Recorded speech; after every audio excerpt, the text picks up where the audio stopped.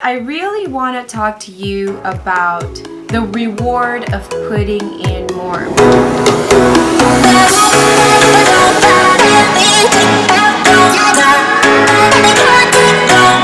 ¿Qué onda, mi gente? Welcome back. I'm Jay Franco, and in my channel I teach you how to change your mindset, make your mark, and market it on social media. However, this week is a little different. We are definitely talking about the topic of mindset.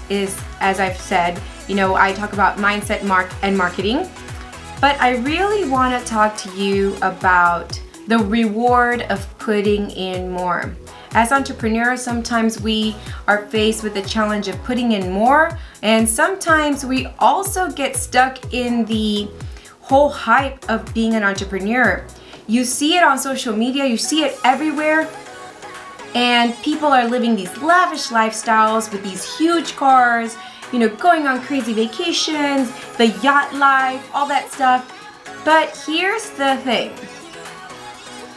Most of that is smoke and mirrors. And a lot of it has to do with those that are successful, with what was done in closed doors and how much they put into their business. So as I said earlier, today we're talking about the reward of putting in more. So in my morning study, I was reading in Luke, because that's where I'm focused on right now. I've been reading Luke, and I ran into the parable of the 10 minas. So this very wealthy man gives away 10 minas to each of his servants. One servant took the mina and invested it, and it returned back tenfold.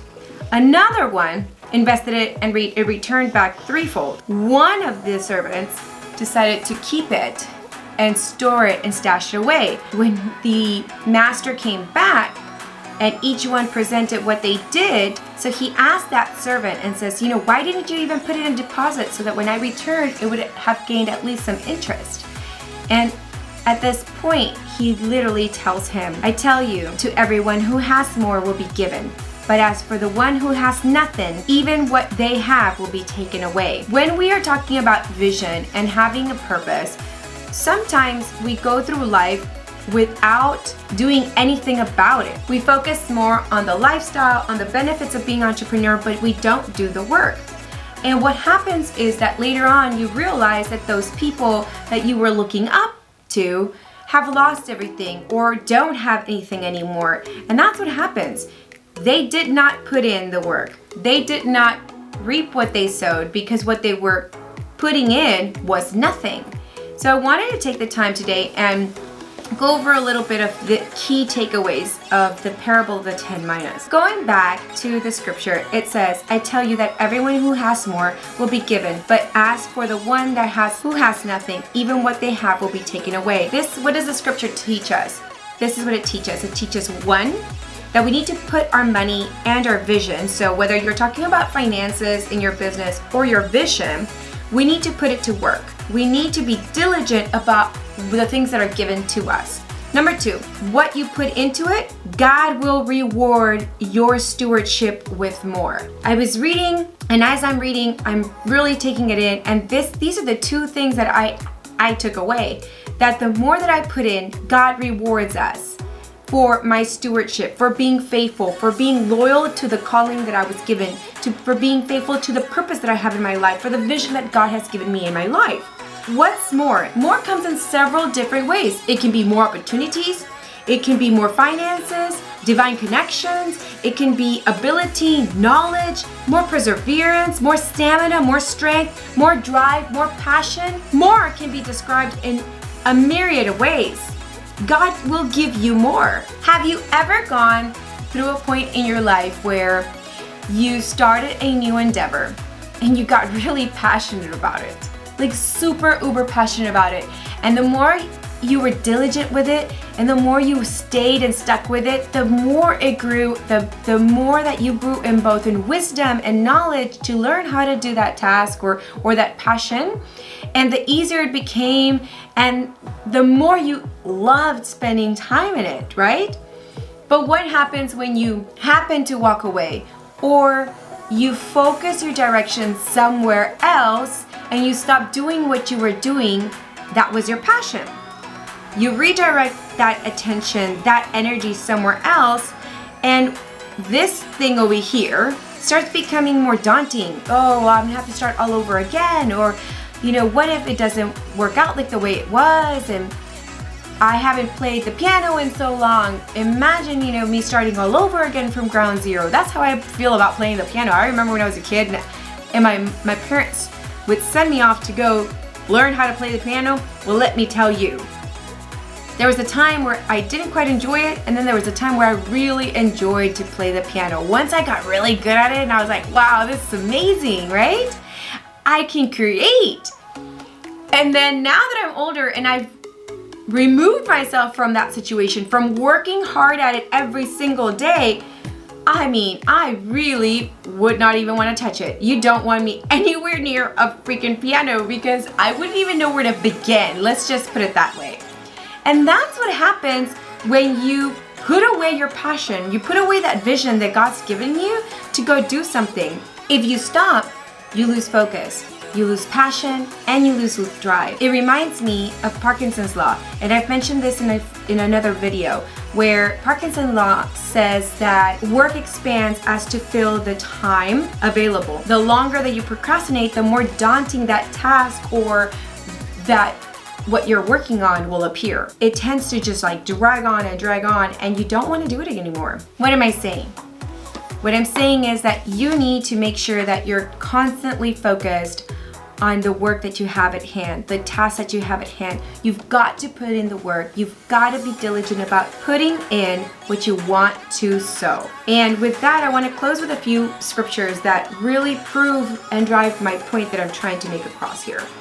John 9 says, "We must work with the works of him who sent me while it is day. Night is coming when no one can work." What does this verse say? This verse tells us that we need to just be diligent right now, because when nighttime comes, we can't work. It's just so plain and simple. We receive abundance when we are faithful and working in God's vision. If we let time pass, we're gonna get to a point in life when we're gonna regret letting all of this time pass. We're gonna get to a point in time where we're older and we can't run the race. We can't run the vision that he's given us the way we could have done when we're younger. It's gonna be too late for us to work any longer. So regret sets in and we start thinking about all the things that we could have had we been diligent in our work. Proverbs 10:4 says, "A slack hand causes poverty, but the hand of the diligent makes rich." Even if you do not believe in God, even if you don't think that you have a vision, this proverb is so simple. It's so elementary. And it's proof in life today that if you work hard, you will reap the rewards and riches. James 4:14 says, "Yet you do not know what tomorrow will bring. What is your life? For you are a mist that appears for a little time, then vanishes."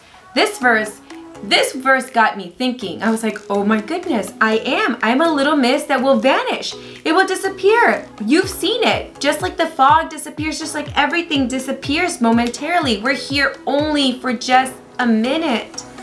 What is the impact that you're gonna have on your life, on your children, on your generation? Think about it. Stop trying to enjoy your rewards now, because you will not receive rewards later if you do so, because we're only here momentarily. And with that, I leave you with Galatians 6:9. It says, "And let us not grow weary of doing good, for in due season we will reap if we do not give up." So right now, in the comments right now, let me know if you're committed to your vision. Let me know if you're committed to your business. Type in, "I will not give up," right now in the comment section. I hope that these scriptures have really taken root in your spirit and have given you a new light so that you can really understand that you've got to persevere. You've got to run the race. When you're doing things for yourself as an entrepreneur, it's easy to fall into the trap of looking at other people and wanting and desiring that lifestyle without doing the work. It seems so easy, and it seems like, people just grow up out of nothing and sprout their business and they're blessed. But you don't see what they did in the background that caused them to leap forward and advance in their vision. You didn't see the endless tiring hours that they put into their business. You didn't see them running the race. You didn't see how they were up burning that midnight oil, trying to, accomplish all that they needed to accomplish so that they can be able to sow and enjoy those rewards. Remember, being diligent in your vision will allow you to get to a point where you're gonna enjoy what you want or get to the life that you want to create for yourself. But in order to create the life that you want for yourself, you must work hard. And you must not look at other people and what they're doing, or compare your start to where they are in their own race. They may be years and years ahead of the race.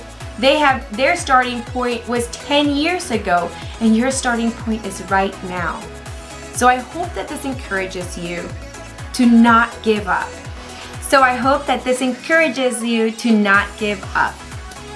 That is all, mi gente. Eso fue todo para esta semana. Make sure to like and subscribe so that you can catch up on the new videos every single week. I teach you personal branding, how to change your mind, make your mark, and market it on social media. Nos vemos la próxima semana.